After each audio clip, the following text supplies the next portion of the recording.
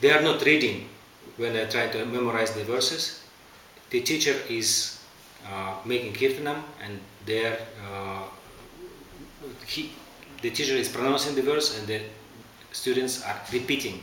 Why it's so important? Because the sound contains the full information. You cannot just read the verses and think that you got the complete information from it, because Sanskrit has many levels of understanding. The intonations, the length of the sounds, and when the teacher is pronouncing it properly, when you are repeating, then the full knowledge is coming.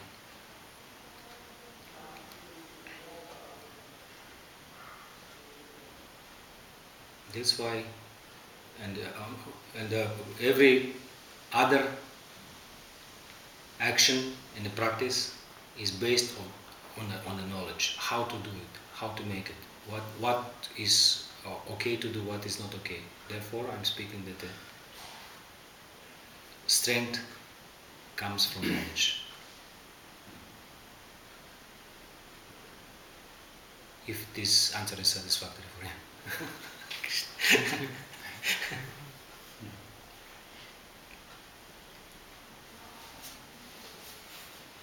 And yes, I played for Maharajas, Indian Maharajas tour in 96 and 99, and after so many years he invited me again. And for me, living in a country where there is even no proper ISKCON center, it is very unique opportunity to be with devotees 2 months. And, already in Russia I spent 3 or 4 days in a temple. They allowed me to stay in the temple, and it is very purifying and amazing, because sometimes we go to India to visit some temples, bow down to some deities, see some sadhus, some sadhu with long hair, matted hair, with special dress.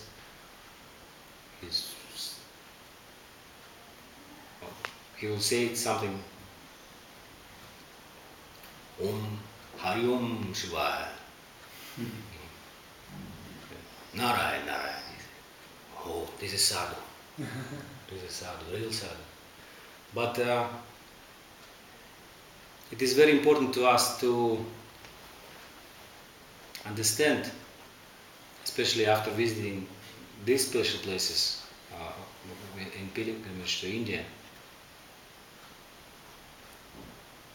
that ISKCON has its temples, and this is the same authorized temples of God, and deities are same deities of God, and devotees are the same sadhus who are practicing the same dharma. It is like when we were young devotees, especially, and now in a friendly manner we can clap somebody by shoulder, say, okay, let's take prasad. Why you're sleeping? Get up. Do that, do this, like friends. But we have to remember that this is every soul who is trying to make his way to God is very special, and the familiarity is very dangerous regarding these persons. Develop proper understanding and respect, which is the part of the culture. Before we become a real part of this culture, we shouldn't say that we are representing this culture. And until we properly introduce ourselves to this culture, people will not accept us as the representatives of this culture. That's why we should study more and more and practice more and more. And at some level and some stage, all the details of this puzzle will come together in a perfect picture, and these habits, elements of this culture will come in harmony with ourselves, because this is original culture of God consciousness. and our existence will be perfect. But we have to put effort into achieving this state.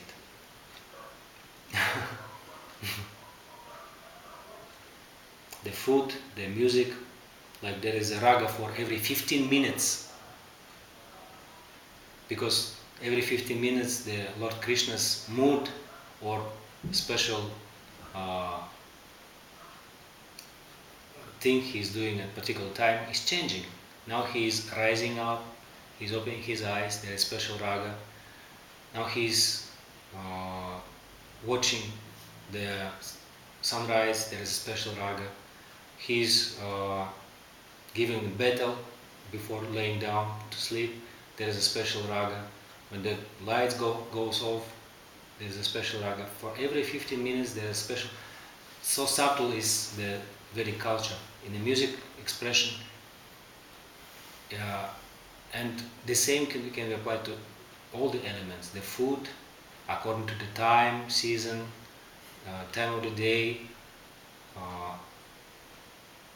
according to the taste, according to the body construction.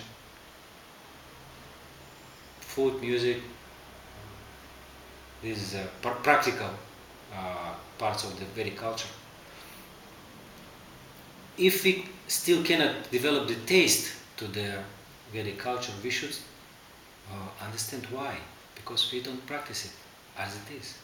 Because we take one part, other part, and try to make connection. But between these two parts, there is another part which is absolutely necessary. Why we shouldn't use it?